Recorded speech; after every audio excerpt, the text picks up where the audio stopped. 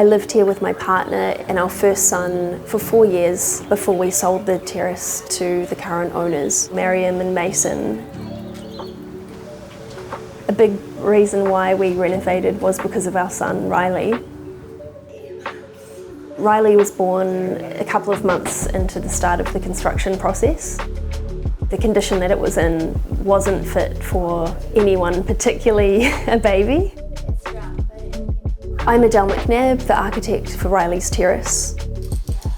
Mariam and Mason have since renamed it Magenta House, and this is where they live, set up a home office, library, and has become a place where the community can gather to share ideas, enjoy food and socialise. What I love most is that they're not trying to keep it exactly how it was. They've just embraced it for what it is, and I couldn't have thought of anyone better to have lived here, yeah.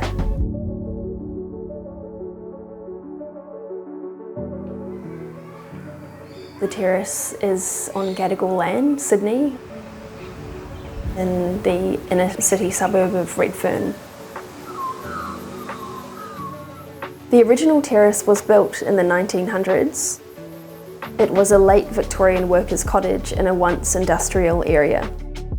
As we started the construction process, the house was in a lot worse state than we imagined. There was asbestos found, the ceiling and the floors were falling through. The only natural light that came through was from the front window and a little tiny door on the side. When I was pregnant with Riley, I fell down half of the stairs because they were so steep. Upstairs was very compact. We used one room as a bedroom and then another bedroom for the wardrobe because it was so small. The main inspiration came from a sense of transparency and connection to what's found in the Redfern area. Sort of this, raw textural materiality to the concrete floors and the hardwood timber windows and the lime rendered walls, and I think that's sort of reflective of what we find in the area.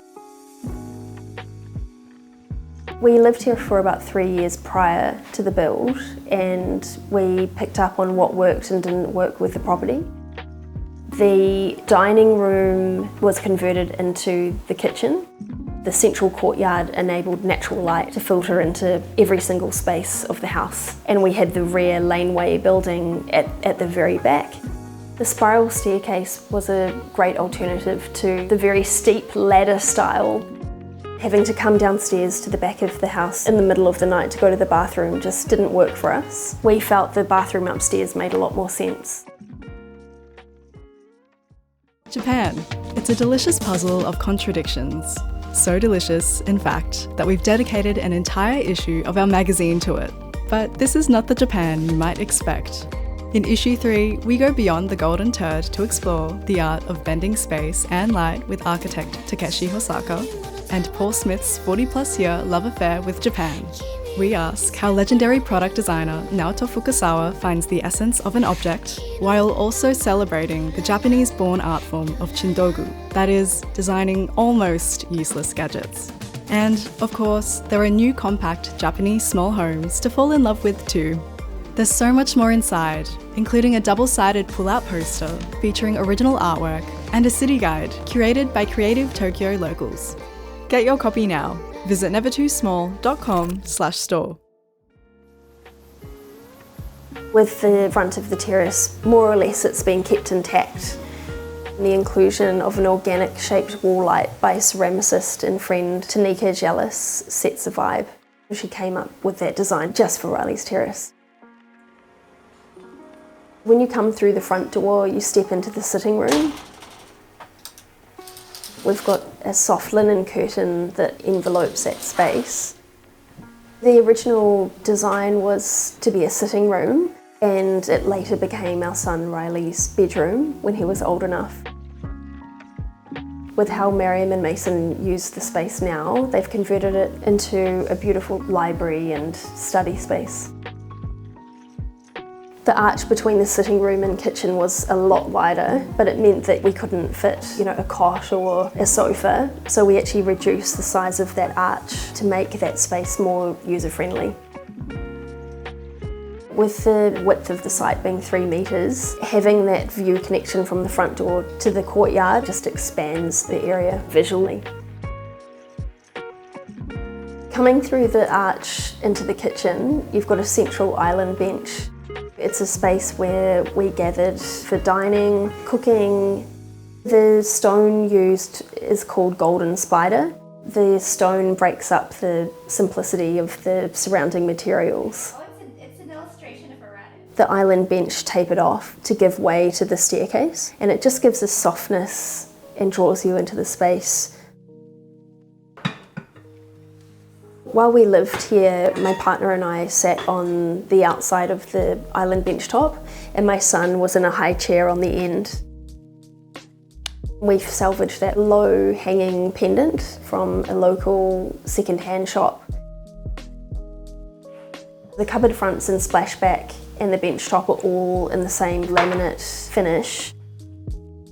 The laminate to the right-hand side behind the cooktop actually conceals a lot of plumbing, electrical, everything is within that space there.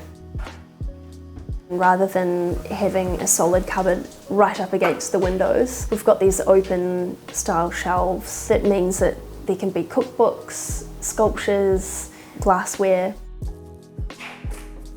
The windows were inspired from the combi style safari windows. When you've got those awning windows open, you can feel like you're cooking outside. I'm not a massive cook, but because it was such an enjoyable experience cooking in the space, it meant that I wanted to spend more time in the kitchen. Regardless of the weather, you can open up the awning windows and you've got a protected space from the rain. In an informal setting, we often just ate casually on the bench outside with our son walking around the courtyard. The courtyard was the old kitchen and bathroom. The main reason that we challenged that was to bring that natural light into the kitchen and the laneway building. I know that Mariam and Mason now use it as an outdoor dining space. The outdoor shower is a wonderful way to cool off on a hot summer's day.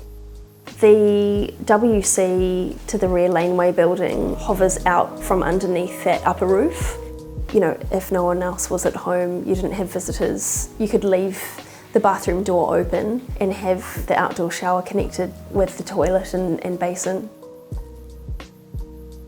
We set up the rear laneway building as a home office, but also as a sitting living room.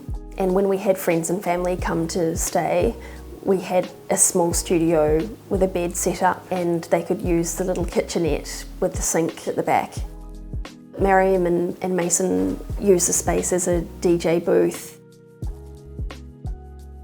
The windows across the laneway building were designed to maintain privacy from the pedestrians and the cyclists that go by while bringing in natural light to the studio space.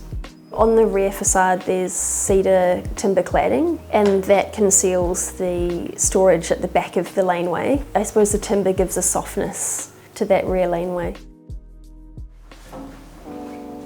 From the kitchen there's a spiral staircase that leads you to the upper floor and it has a skylight the same diameter as the staircase that washes natural light down onto the upper floor and onto the kitchen level as well. At the top of the staircase you have a landing with storage to one side. The design of that cabinetry is for it to disappear, so that's why you've got a push catch detail for the door that opens out into the storage space. There's a door that's used to conceal the laundry and can be used as a door for the bathroom so that you don't need to double up on having two doors in the one location. The idea for the upper floor space was that it was a retreat for my partner and I. We often didn't use the door to the bathroom. It was only when there were guests over that we would use that door. The layout of the bathroom was designed in such a way that you could make use of the views out through the window from the bath, but then you've got the privacy with the shower and toilet on the other side of the room. In the shower and toilet space, there's a low shelf that conceals the plumbing below, and the low wall on the bath side acts as storage for anything you might need for the bath. The vanity is a custom double stone sink, and we've made it shallow enough that it doesn't feel like it takes over the space of the bathroom, but we've got the length in the space to have the two sinks.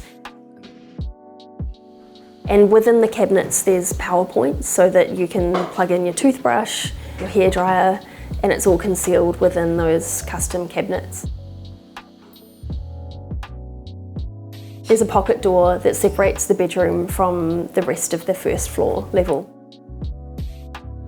The bedroom wardrobe is fully integrated from floor to ceiling to maximise the storage space. Inside the wardrobe we've got a fixed robe rail, and then above that we've got a pull-down hanging system to utilise the bedroom ceiling height. There's drawers within the cabinetry for general storage, and then a shoe shelf at the bottom on both sides. There's a large paper pendant that gives a soft glow to the room, and two side lamps that's used for night reading. From the bedroom there's double glass doors that open out to a balcony, and the double doors are actually original, and that balcony's been fully rebuilt with black butt timber. We actually just use the balcony to get natural airflow into the bedroom. It just brings us so much joy to know that Mariam and Mason have such a passion for the property and have brought it into this whole new life. We've definitely maintained a relationship over the years. You know, we do architecture tours once a year together, and yeah, it's a great way to reconnect. They've really made it their own. So yeah, I love that. Sign up to our newsletter for subscriber-only content and exclusive offers. Visit nevertoosmall.com/subscribe.